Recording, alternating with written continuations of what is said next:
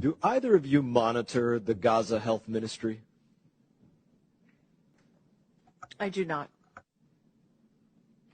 No. No? So I think it's, decent to look at. It's what the lady that got pulled out was parroting when she said 10,000 civilians were killed. And it's not just what they were parroting in back there. It's literally what UNRWA parrots. And then when UNRWA parrots it, it's what Al Jazeera and New York Times and BBC and everybody else, it's what everybody else starts parroting. And I'm going to read you directly from them what they want everybody to parrot. So accordingly to the Gaza Health Ministry, 9,770 people have been killed. This is in Gaza. 70% were women, children, older persons. 24,158 people injured. 2,260 reported missing. At one point, 521 families, 3,109 citizens, and they give very specific information. Do you notice anything glaringly missing from what I just mentioned to you from the Gaza Health Ministry report? Is there anything that strikes you as glaringly missing? I'm sorry, I don't know what you're referring to. Combatants. They didn't mention the word combatants. No, because they mingle them. Exactly. That's exactly the point. They expect the world to believe that all these people and these groups that they're dividing up to families and older persons and children, which they consider anybody under 18, and women, that none of them are combatants. That's what they want the world to believe, and that's what the United Nations goes out there and parrots, and that's what the media goes out there and parrots. So I want to get to a few of those points because it leads to a circle that's going on, and the circle is this. This shouldn't be provocative to anybody. Hamas lies. Hamas and Palestinians lie. It's their government.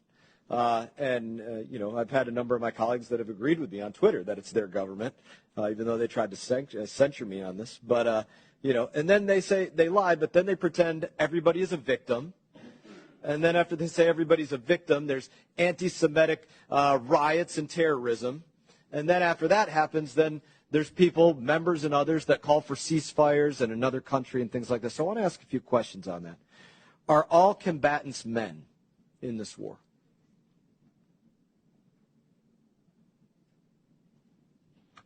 We're not on the ground and would not be in a position to confirm. Do you think they're all men?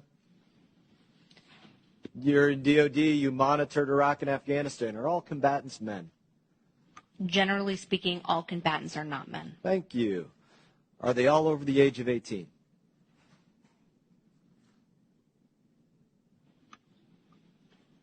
Broadly speaking, there are plenty of designated foreign terrorist organizations who use children in combat. Are they all young adults or some of them are older adults?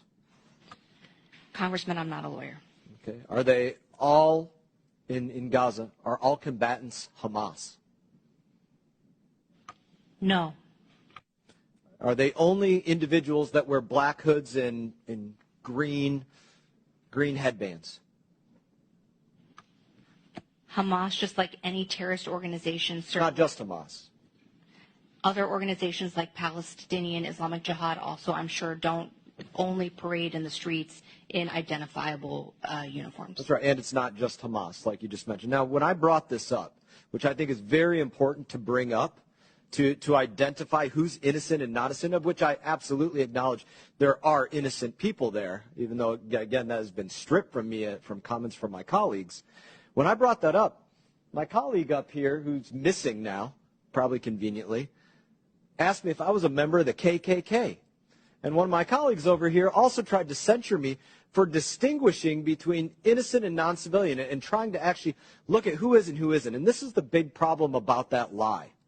That lie is actually worse than the Al-Ali hospital bombing lie that was told by Rashida Tlaib in the New York Times and the Associated Press, because that is a much more persistent lie that Hamas is begging, Palestinians are begging members of Congress to make. They're counting on the fact that people here won't try to distinguish that it's not just Hamas terrorists. It's also Palestinians. It's also women. It's also under 18. It's also older people. And when they do that, they get that circle of lies where they think everybody thinks over there they're a victim. And then they get the anti-Semitic riots and terrorism. And then they get the people calling for ceasefires and for making them a second state. And that's why that lie and these people unwilling to question that and yelling at me for questioning that are creating a much more persistent problem than even what Rashida Tlaib put out there.